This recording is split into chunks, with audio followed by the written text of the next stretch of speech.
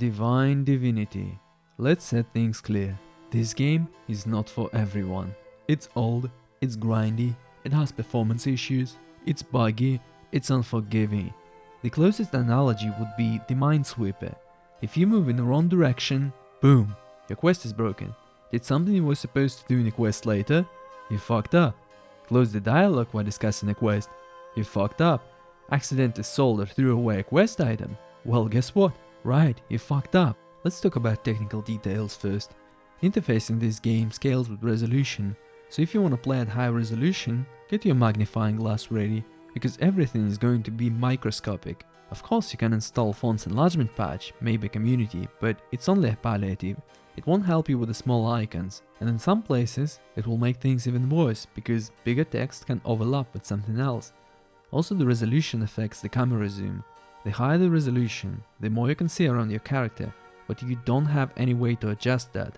The map behaves weird too. At high resolutions, the navigation panel blocks the bottom of the map.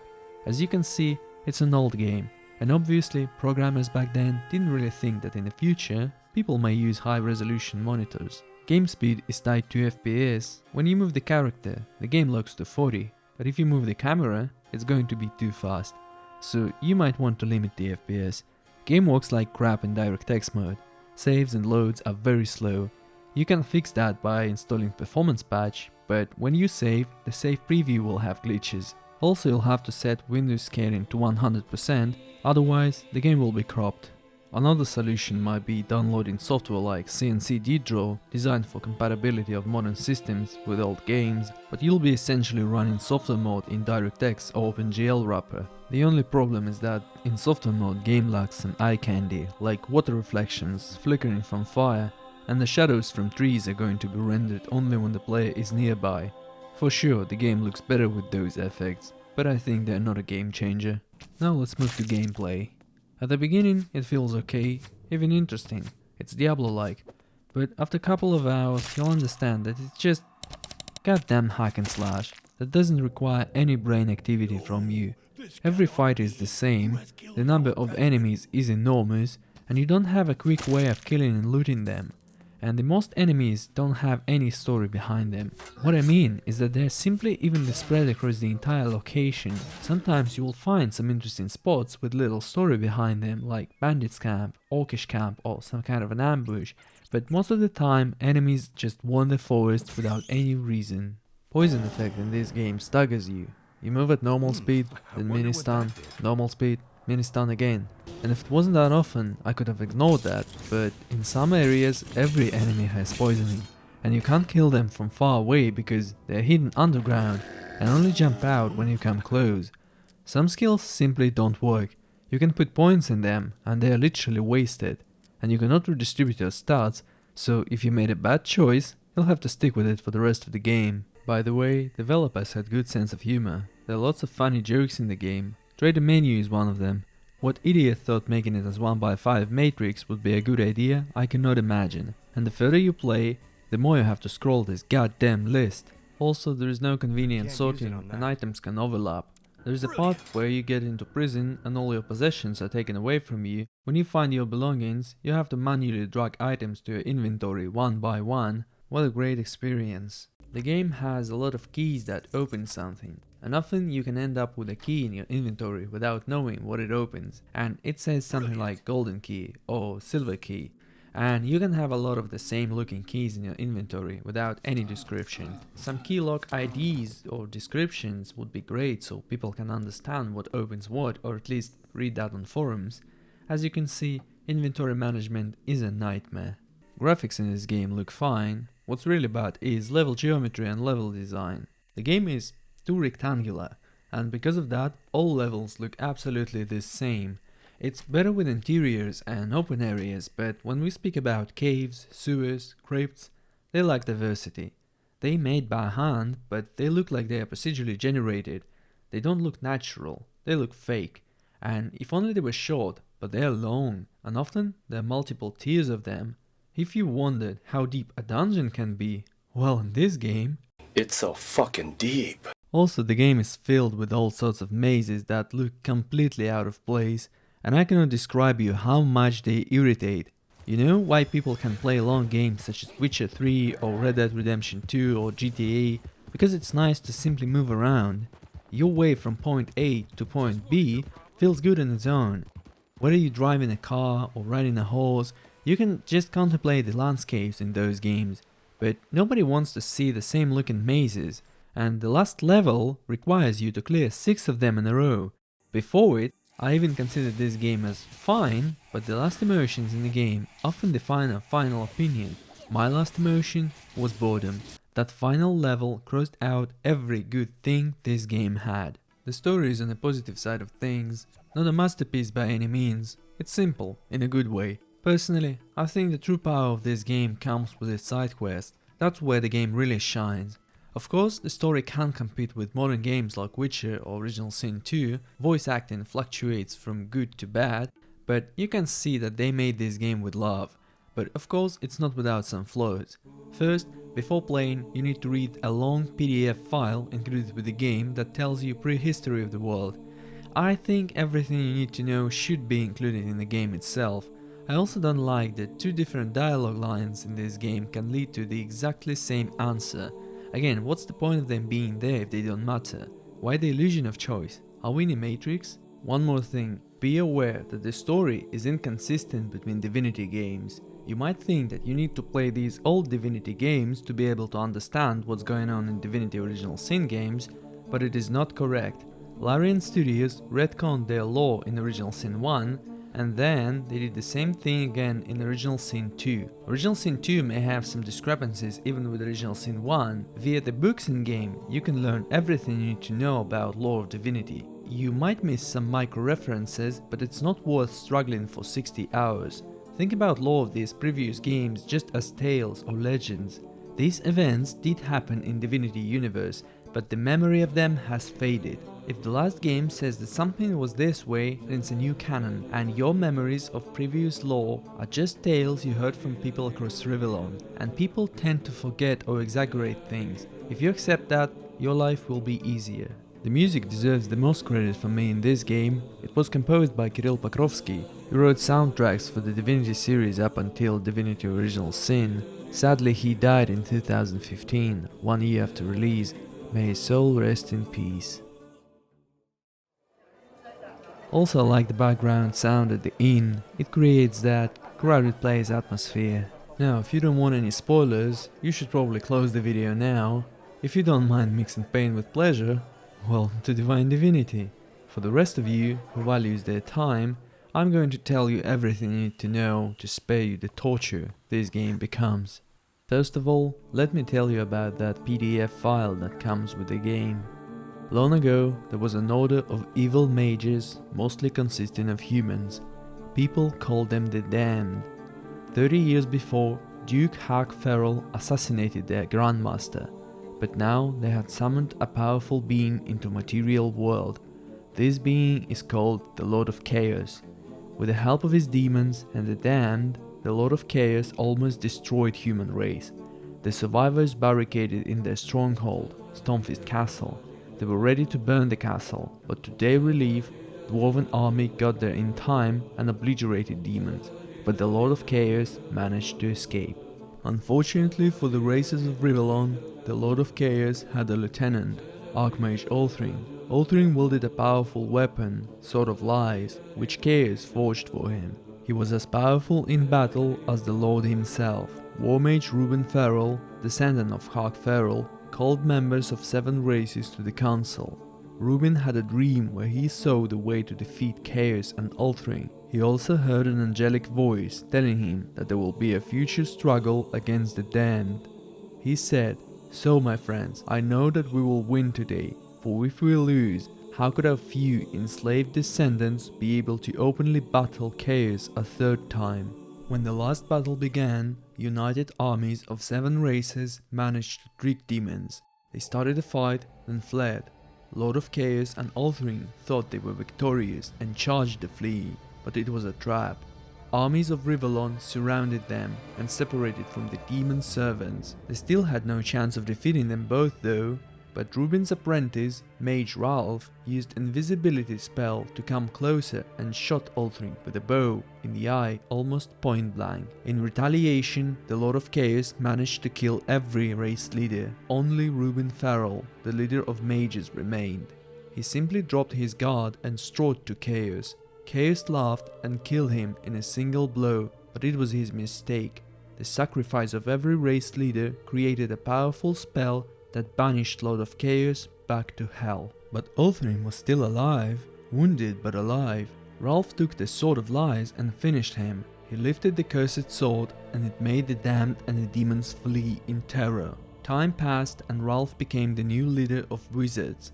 But the part of the Chaos soul still lived in the Sword of Lies. It started to take in control over Ralph. Ralph fell into some kind of trance fighting the Chaos. The new ruler of Ferrell, Duke Morag Ferrell, was a childhood friend of Ralph. He managed to get Ralph's attention. They both went down to the treasury of the Stormfist castle. Unfortunately, it was too late for Ralph. The Lord of Chaos possessed his body. Morag locked him with a sword in a secret room which no one had access to.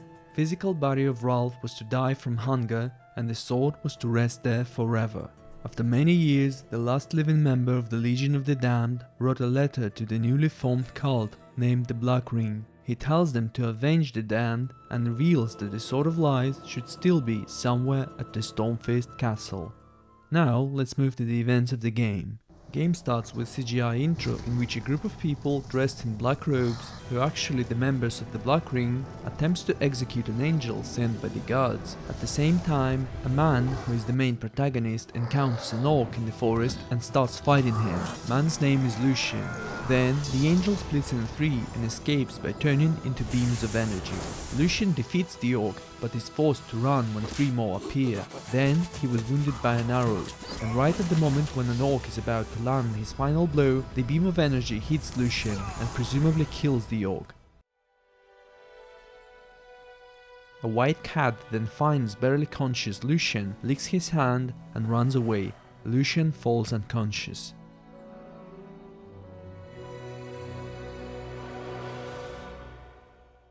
Lucian wakes up in a small village of healers named Alaroth. The white cat led healers to him. Healers tell Lucian that their leader, Madenius, went mad.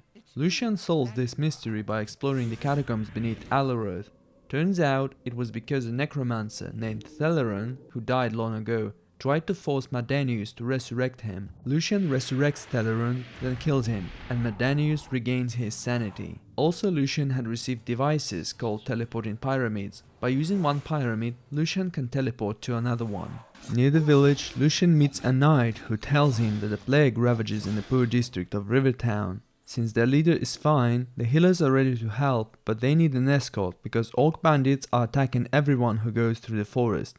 Lucian dispatches to army barracks near the Stormfist castle to arrange an escort. On his way, he encounters a dragon rider from the Black Ring. Turns out Lucian is the Marked One, a person deemed worthy by the gods to become the Divine One. Dragon Rider almost kills Lucian, but a mage named Zandalor comes out of nowhere and saves him. He explains that there are three Marked Ones. Zandalor already found one. He tells you to wait for him at the Dwarven Bread Inn. He'll be there as soon as he finds the third marked one. Lucian also visits barracks and arranges an escort for the healers. Healers move to the Blue Boar Inn near the poor district to study the plague. Rivellon is in turmoil. Orcs have started a war against humans, and the war between dwarves and elves is about to begin too. During his travels, Lucian visits the Dark Forest, home of the elves, Verdustis, a big city in the north of Ferrell, and the dwarven city Karanamix. Lucian meets another Marked One, Water, at the inn, but instead of waiting decides to look for Zandalor. Water says that he went to the Stormfist castle because there are rumors about Duke Janus being the Divine One. Janus is 12 years old. His father died while hunting, allegedly because of a heart attack. If you do side quests, they reveal that he was actually poisoned. To get into the castle, Lucian needs an invitation from the Duke. You can get an invitation by doing one of the different side quests. You can expose the Duke's murderer, you can find out that there is no plague in Rivertown. Dr. Elrad, who was acting like he was trying to find a cure, actually was a member of the Black Ring. He just poisoned the well near the poor district and said that people die because of a plague. Or you can help the army fight the orc invasion. After Lucian becomes a local hero, he gets an invitation and enters Stormfist Castle. There he is assigned as Duke Janus' bodyguard against his will. Oh, I don't think you understand the gravity of the situation, my friend. Turns out Janus is quite a brat. He tortures prisoners and doesn't care about the people he rules. Lucian has to do stupid menial tasks for him. Later, an elven ambassador visits Janus to discuss the upcoming war with the dwarves. You see, the humans are very grateful to the dwarves for their help against the Damned and the Lord of Chaos, and the two races since then have formed an alliance. Janus insults the elf and says that despite humans being busy with orcs, they will find time to crush the elves. Lucian has been unable to learn anything about Zandalor's location, but in the castle he meets the white cat that led healers to him. The cat can speak. His name is Ahu, and he says that he was once a mage who was turned into a cat by a member of the Black Ring. Then the meeting with most rich and influential people of Ferrol takes place. Janus wants them to convince the people that he is the Divine One. They agree, but orcs penetrate the castle. They scream about false Divine One and attack. Lucian is thrown to the jail since he failed his duty as a bodyguard by killing the orcs not fast enough. Ahu helps Lucian escape the dungeon. He says that Zandalor has most likely been captured too. Lucian contacts the Thieves Guild and finds out about the secret passage to the castle via the sewers. He breaks in and rescues Zandalor. There, they find out that Janus had accidentally found the Sword of Lies while playing, and the Demon of Lies possessed him. Unfortunately, the third marked one proved to be a brave idiot and died. Lucian and Zandalor go back to the Dwarven Bread Inn, only to witness that Water was tricked by another dragon rider and killed. Now, Lucian is the only hope to save Rivellon. Excuse me, kind sir. Yes, Sonny? Could you help me, sir? That depends on what you want, boy. Well, spit it out, lad. Don't be afraid. I think some bad guys are planning to kill some guy just outside. What? Show me the way, son. I'll soon take care of this. Thank you, sir. This way. Come this way. Just wait here, sir. Wait, what's going on here? Oh, I'll tell you what's going on, piggy human. You're about to die. Damn! You tricked me, you little devil! Money is money, sucker. Better that you die than my parents starve. Now enough of this. Assassins, kill him!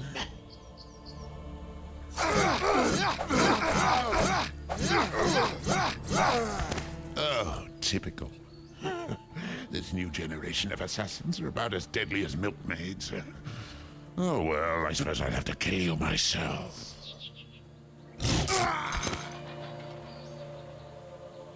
I brought this guy to you. Now I want my money, bat breath. Oh, yes indeed. You certainly earned it, Sonny. Yeah. But on second thoughts, I think I'll just keep the cash and kill you instead. What? No. Please don't hurt me, kind sir. Money is money, sucker. They travel to the ancient place called the Council of the Seven. There Lucian assembles the chosen individuals from every race. To do that, he has to settle the conflict between elves and dwarves. He also learns that orcs, elves, dwarves and humans have been manipulated by the Black Ring. When the council is assembled, its members kill Lucian to let him ascend and become the Divine One. But when they do that, the Black Ring and the Demon of Lies in Janus' form ambush the council. They kill almost everyone. There is no one to bring Lucian back. Several months later, Lucian returns on his own. He ends up in Ythelgor, the homeland of the orcs, but it has been devastated by the Black Ring. Lucian finds Zandalor and learns that the Black Ring wants to summon the Lord of Chaos. Lucian goes in their lair and kills all members of the Black Ring, but the Demon of Lies manages to perform the ritual.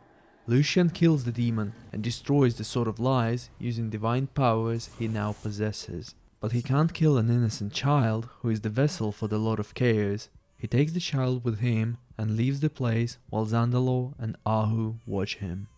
Well, that was it. As you can see, it's pretty generic story where good fights evil. Unfortunately, this is one of those games that doesn't need a remaster.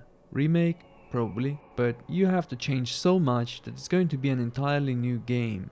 And Larian made such a game. It's called Original Sin 2. Again, people played Divine Divinity because they didn't have an alternative. As Arthur Morgan said about slavery, the same can be said about this game. I was a good worker. I took pride in my work. They took it away.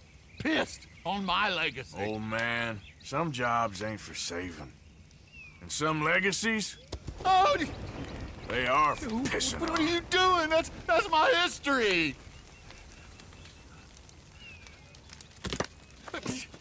Ah! God. Damn you! Damn you! I still exist. Oh.